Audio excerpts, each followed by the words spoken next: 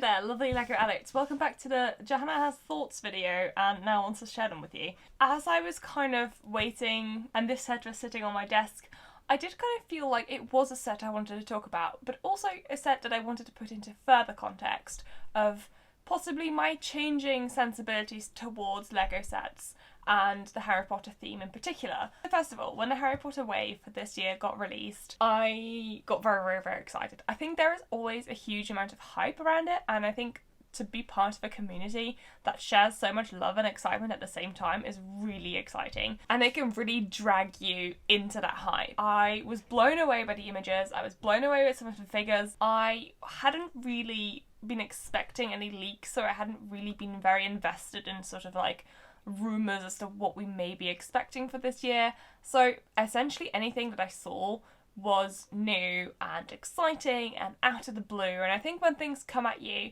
without you having previously determined within your own head whether or not you're excited about them, it allows you to really be swept away by that wave of excitement. However, as time went on, and we lived with these images, unable to purchase them because they weren't released for a few months, I feel like some of the hype died down for me and was replaced with, okay, what is the reality of this? Like, do I want to buy these sets? They cost a lot of money. Do I have room for them? And realism started setting in over the hype, which to a degree I'm kind of grateful that I had some time before the sets actually released to really have a bit of like thinking space. But even after that time, I was still convinced that I was going to be purchasing this set on release day because it was my favourite. We all know I really love buildings, and the selection of minifigures in this set is really good. I am very excited about Creature.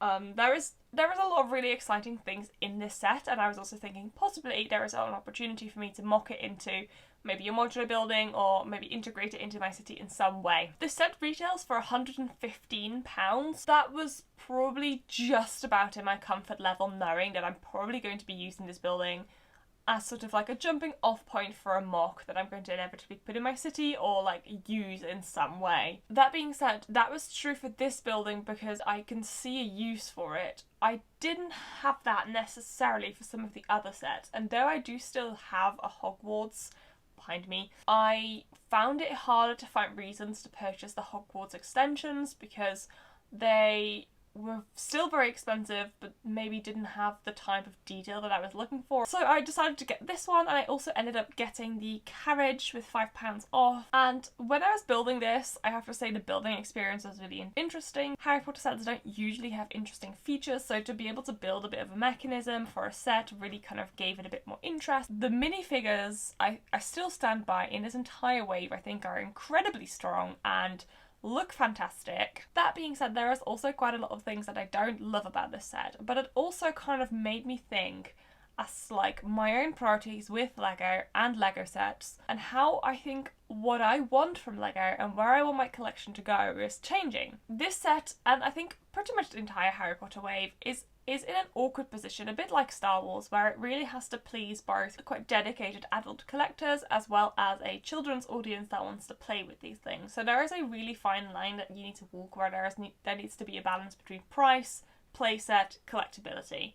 And I feel this year they have started trying to satisfy the collectability aspect of these sets by putting in really nice minifigures, and the sets themselves are more tailored towards the playset, and then the price, that is up for everybody individually because that everybody perceives that differently. Perfectly happy with that balance. In general, I think I'm very glad that we're getting the leg printing and the detail and unique minifigures that we've been asking for, so I'm pleased that they're kind of catering towards the adult collectors in that sense. But I do also feel as I go on that what I'm spending on these sets is sort of sometimes harder to justify because they do cost a lot, but they are still play sets, and unless I have time and resources to mock them, they may not necessarily be the ones that I want to do. That is where maybe I'm finding it harder to justify the other Lego sets in the Harry Potter theme, like the Ministry of Magic, which has amazing parts and some fantastic minifigures, but it's such a play set and such an incomplete set if you buy it just on its own, and I don't want to display it as it was designed. It's really hard to justify spending £90 on a set that you're going to buy for the parts and the figures, or at least that's what I find hard to do, because generally from the very start of my collection I very much wanted to buy sets in order to display them. A thing I had to overcome as my collection grew was having to choose which ones to have on display, because in general I wanted everything on display and I already found it hard to not have some on display, break them down for later. Buying sets that I'm definitely never going to put on displays is really sort of making me slightly uncomfortable, because it makes me have to like acknowledge how much money they actually cost. That's a bit of a weird place to be in, and I've definitely found by chatting to various people within this community that there is more people that are finding themselves in that situation, and obviously there is many things that could explain that, why we're obviously having that realisation now. There is our maturing collections and the lack of space we're probably facing right now. There is the realities of just world outside of collecting and things getting more expensive, and you know, the cost of living crisis and everything else that we have to purchase before we get to purchase Lego already taking up more of our income. Also the fact it's obviously no longer a pandemic and we get to do more with our money and maybe need to choose what we want to spend our money on instead of, well, I guess I don't go on holiday, so I'm now buying a Lego set. So there is very many things that make us obviously have to consider these things more thoroughly, but I'm definitely finding that there is more people that have more hesitation in buying smaller Lego sets. Though I know that is not necessarily a review of this set, which I think is fantastic, has an amazing amount of features, and looks good. It kind of makes me try and collect in a different way, and it's kind of weird to have to reassess how I want to spend my money on Lego in these sort of changing circumstances. I think overall this set has sort of been a little bit of a turning point for me in my own collection journey. It's definitely coming for a while. I love my city, as you know, and my absolute joy in my collection journey has been finding the city, adding detail, enhancing these things, more that sort of city building aspect of this collection journey, because I found that that is where I'm allowed to be creative, and that's where I'm allowed to be creative within sort of like parameters, so I don't feel overwhelmed by the possibilities, but I still have the opportunity to enhance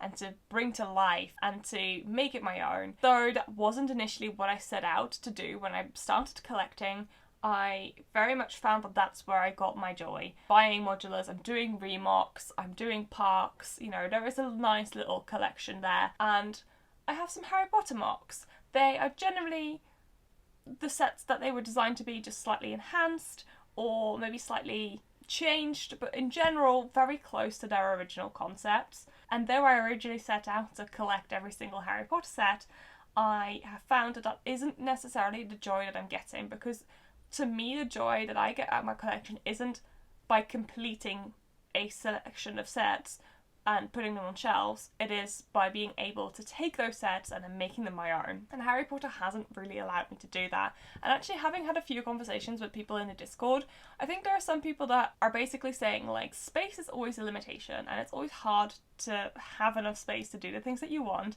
And if you are already lucky enough in order to have some space to utilise, you get to choose, because I've chosen to have a city, but if I wanted to, I could have chosen to have a Hogwarts area.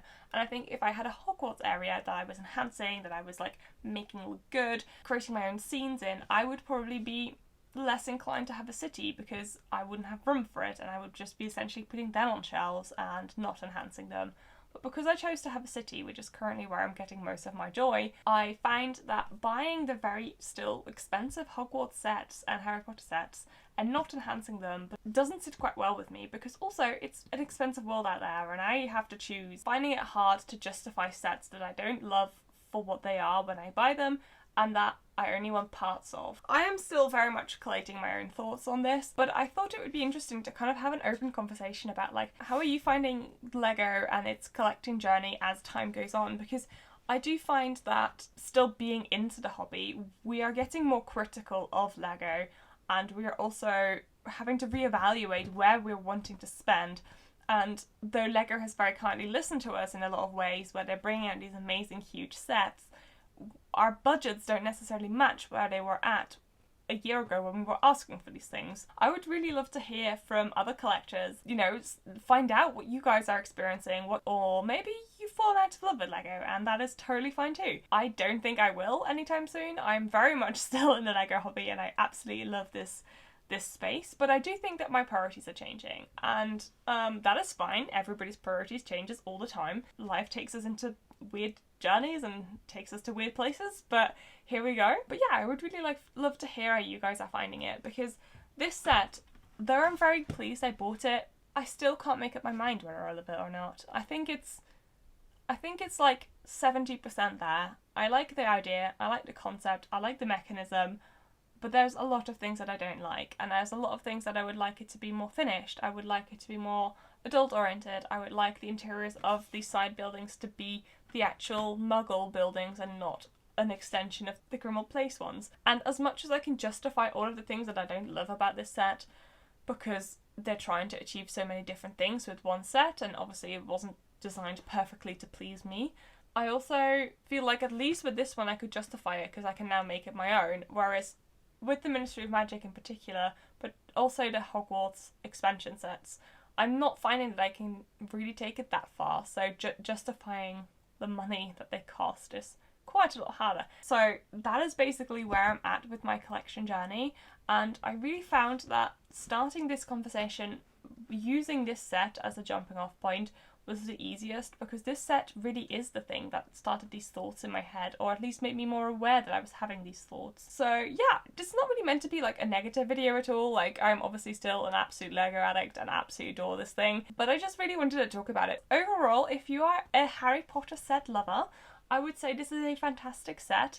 I would personally also say maybe see if you can get it at a discount. You're going to probably feel better about it, but it's a fantastic jumping off point for MOCs. And it has some lovely figures in it, that is for sure. And also I cannot get enough of moving this building, it's too much fun. If you want to see more of this set and my actual thoughts on them, I did do 2 live streams building this set, so feel free to watch those. There is just a lot going through my mind right now, and yeah, I hope this was an interesting video for you to watch, and I will chat to you all very, very soon, probably on a live stream. There is plenty of content to come, and my city is ever changing, so there is plenty going on, and also because I am moving house, there will be a lot of vlogs about what it's like moving an entire Lego collection, which I am hugely daunted by, but it should be entertaining to watch, at least for you guys. And I'll see you all in the next one, guys. Bye!